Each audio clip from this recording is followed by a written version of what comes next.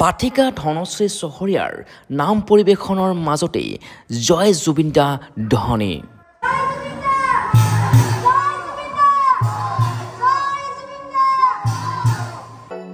সৰ্বকৰ অবিভক্ত উত্তৰ গণকাৰী শ্ৰী শ্ৰী কালী পূজা উদযাপন সমিতিয়ে যোৱা 20 অক্টোবৰৰ পৰা অহা 31 অক্টোবৰলৈ 12 দিনীয়া বৰ্ণাঢ্য কাৰ্যসূচীৰে কালী পূজাৰ তথা মেলাৰ আয়োজন কৰিছে। আৰু এই বিশেষ পূজা তথা মেলাত যোৱাকালি বিশেষকৈ আমন্ত্ৰণ কৰিছিলে মংগলদৈ চিপাঝাৰৰ পাঠিকা ধনশ্ৰী চহৰীয়া। সমান্তৰালকৈ প্ৰতিদ্বন্দ্বিতা চলিছিলে বিভিন্ন কাৰ্যসূচী। আৰু এয়া হৈছে যোৱাকালিৰ কিছু পৰিৱেশ। আৰু ধনশ্ৰী চহৰীয়াই নাম পৰিৱেশনৰ মাজতে জুবিনদাৰ প্ৰসংগ উত্থাপন কৰে। আমি এই বিশেষ প্ৰতিবেদনত আমি দেখুৱাম কিয় পাঠিকাগৰাকীয়ে জুবিনদাৰ প্ৰসংগ উত্থাপন কৰিবৰ কাৰণে বাধ্য হৈ পৰিছিলে। কিন্তু তাৰ বাবে চাব লাগিব এই বিশেষ প্ৰতিবেদনটো। হয়, এয়া হৈছে সৰভোগৰ এক বিশেষ পৰিৱেশ। আৰু সৰভোগৰ অবিভক্ত উত্তৰ গণকাৰীৰ শ্ৰী শ্ৰী কালী পূজা উদযাপন সমিতিয়ে 12 দিনীয়া বৰ্ণাঢ্য কাৰ্যসূচীৰে বিগত বছৰৰ দৰে এই বছৰো পূজা তথা মেলাৰ আয়োজন কৰিছে। আৰু আমি দেখুৱাই আছোঁ তাৰে কিছু পৰিৱেশ, এক উখল মাখল পৰিৱেশ। আৰু এয়া হৈছে ঐতিহ্যমণ্ডিত সৰভোগত থকা কালী মন্দিৰটো। বিভিন্ন প্ৰান্তৰ পৰা অহা ভক্তসকলে এনেদৰে মা দেৱী কালীৰ আশীষ লৈছে, সমান্তৰালকৈ পূজা তথা মেলাত বিলীন হৈ পৰিছে। আৰু দেখুৱাই আছোঁ তাৰে কিছু পৰিৱেশ। মুঠতে প্ৰতিদিনতে এনেদৰে বিভিন্ন প্ৰান্তৰ পৰা ভক্তসকল আহিছে আৰু প্ৰত্যেকেই শান্তি শৃংখলা বজাই ৰাখি তেওঁলোকে পূজা তথা মেলাত বিলীন হৈ পৰিছে। তাৰ মাজতে কিন্তু প্ৰশ্ন উত্থাপন কৰিছে সকলোৱে, জুবিন দাই ন্যায় বাৰু পাবনে? সেইবাবে প্ৰতিটো পূজা মণ্ডপতেই জুবিন দাৰ প্ৰতি শ্ৰদ্ধাঞ্জলি দিয়াৰ প্ৰতিশ্ৰুতি ৰখা হৈছে। আৰু আমি দেখুৱাই আছোঁ সৰভোগৰ কিছু পৰিৱেশ। আৰু এই বিশেষ পূজা তথা মেলাত বিভিন্ন প্ৰান্তৰ পৰা লোকসকল আহিছে। ইয়াত বাণিজ্য মেলাও আহিছে, ইয়াত মীনা বজাৰ আহিছে। সমানভাৱে প্ৰতিদ্বন্দ্বিতা বিভিন্ন ধৰণৰ আধুনিক নৃত্য প্ৰতিযোগিতাই হওক বা নাগাৰ নাম প্ৰদৰ্শনেই হওক বা বিভিন্ন অনুষ্ঠান ৰখা হৈছে। আৰু তাৰে কিছু পৰিৱেশ আমি আপোনালোকক দেখুৱাই আছোঁ। আৰু বিশেষকৈ 30 অক্টোবৰ অৰ্থাৎ আজিৰ দিনটোত এক বিশেষ সাংস্কৃতিক সন্ধিয়া আছে। আৰু আজিৰ এই সাংস্কৃতিক সন্ধিয়াত গীত পৰিৱেশন কৰিবৰ কাৰণে আহিব গুৱাহাটীৰ পৰা আমন্ত্ৰণ কৰা কণ্ঠশিল্পী প্ৰবীণ বৰা। আৰু আজি 30 অক্টোবৰ, আৰু আজি 30 অক্টোবৰৰ দিনাখনেই সেই বিশেষ সাংস্কৃতিক অনুষ্ঠানটো আজি আপোনালোকে উপভোগ কৰিব। সমান্তৰালকৈ এনেকুৱা দৃশ্য দেখিবলৈ পোৱা গৈছে য'ত আচলতে খুব দুখজনক দৃশ্য কিছুমান দেখিবলৈ পোৱা গৈছে। আৰু এয়া দেখুৱাই আছোঁ আমি সৰভোগৰ পৰা কিছু পৰিৱেশ।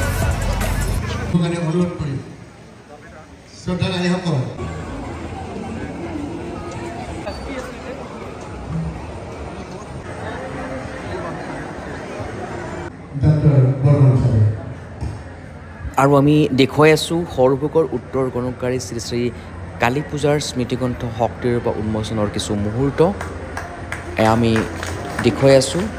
আৰু যোৱাকালি সৰভোগৰ উত্তৰ গণকাৰী শ্ৰী শ্ৰী কালী পূজাৰ স্মৃতিগ্ৰন্থ শক্তিৰ পৰা উন্মোচন কৰা হয়।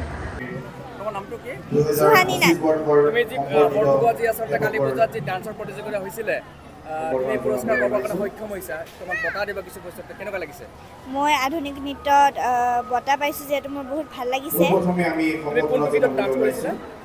বড়ি মুশকিল। আৰু ক'ত তুমি এতিয়ালৈকে পুৰস্কাৰ পাইছা? ফুলকা দেৱা, চুলিয়াকাটা, এইটো পাইছোঁ।